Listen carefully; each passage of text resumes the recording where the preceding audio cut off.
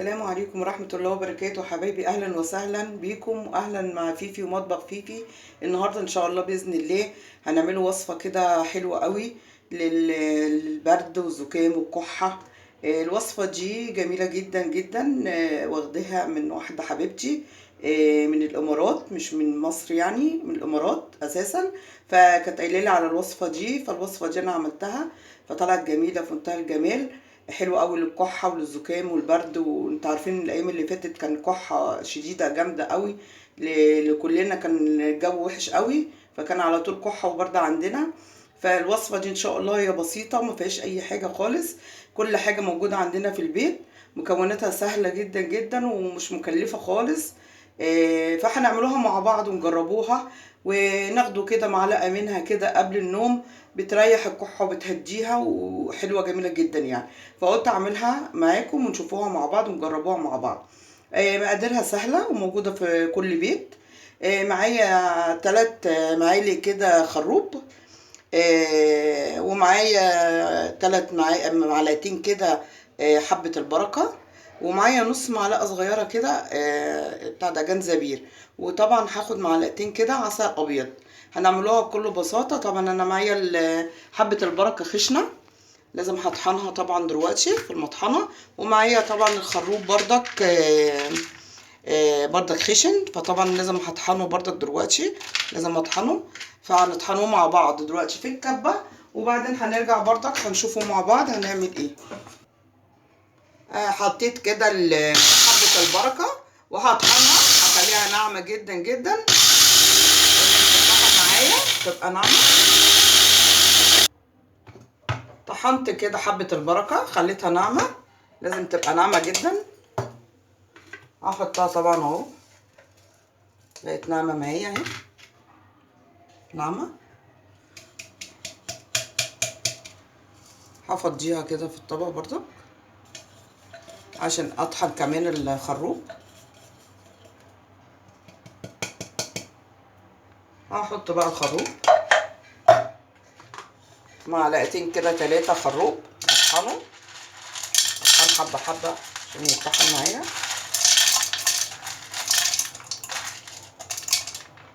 احطهم على طول من معلقتين.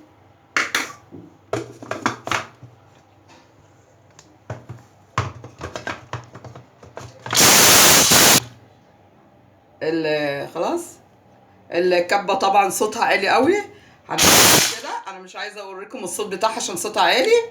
هطحنها وبعد كده ارجع لكم تاني. كده طحنت كده الخروب كويس جدا، خليته ناعم. المطحنه لازم يكون ناعم جدا زي ما انتم شايفين كده. هاخد طبعا منهم الحبه الناعمين، مطحونين جامد قوي زي ما انتم شايفين كده ناعم ازاي.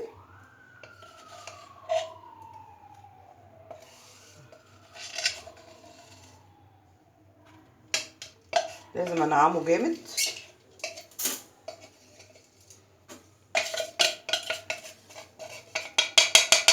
طحنت كده الخروب خليته ناعم زي ما انتم شايفين كده اهو.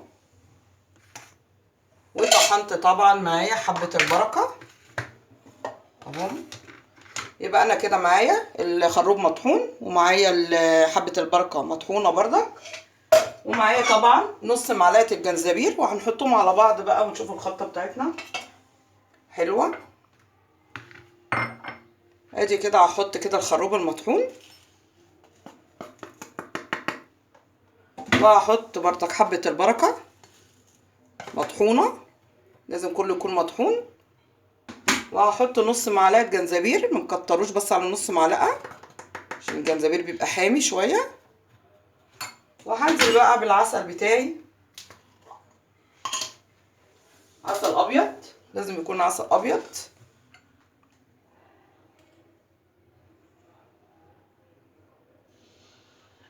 حط كده 3 معالق حسب كمان الخلطه، يعني انت حسب الخلطه تحطي. هنقلب بقى الخلطه بتاعتنا اللي هي عباره عن خروب مطحون، حبه البركه بردك مطحونه، ومعانا نص معلقه كده جنزبيل، و3 معالق كده عسل. حسب الخلطة ما تاخد. يعني لو عايزة تاني عسل هنحطه حسب الكمية بتاعتك، ممكن تحطي كمية اكتر، فطبعا بتعوزي عسل اكتر، بس انتي مش كتير برضك، لازم في المعقول، لازم العيان ايه تبقى متماسكة شوية كده. انا محتاجة حتة عسل تاني، معلقة عسل تاني.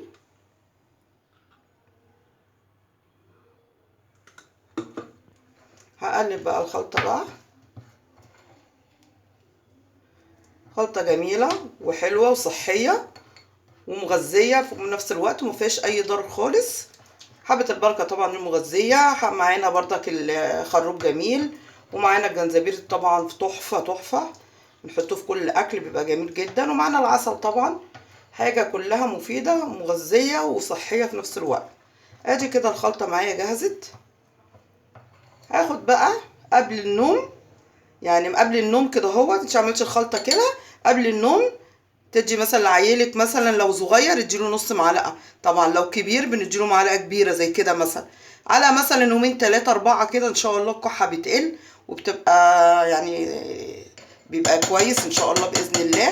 فاحنا طبعا زمان كانوا بيعيشوا على الاعشاب وعلى الحاجات اللي هي كده مش تبع الدكاتره، لكن احنا دلوقتي الخلطه دي في منتهى الجمال وصحيه وما فيهاش اي ضرر خالص في اي حاجه. هناخده بس معلقه كده صغيره، للصغير معلقه صغيره، وللكبير طبعا بتبقى معلقه كبيره شويه، بس قبل النوم على طول مباشر يعني.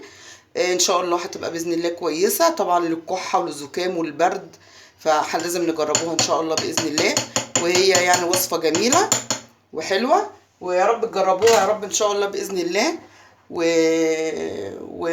وانتوا وحشتوني جدا جدا، انا بقالي فتره ما عملتش فيديو من ساعه العيد، وحشوني جدا جدا. وكل سنه وانتم طيبين، ويعود علينا كده يا رب العيد كده ان شاء الله السنه الجايه بالخير يا رب ان شاء الله باذن الله. وما تنسونيش بقى بالاشتراك وباللايكات، اهم حاجه اللايك للفيديو عشان يرفع الفيديو، واللي ما اشتركش طبعا في القناه بتاعتي يا رب يشترك ان شاء الله باذن الله. ويا رب تعجبكم الوصفه دي، يا رب تعجبكم الوصفه دي ان شاء الله باذن الله. والسلام عليكم ورحمه الله وبركاته.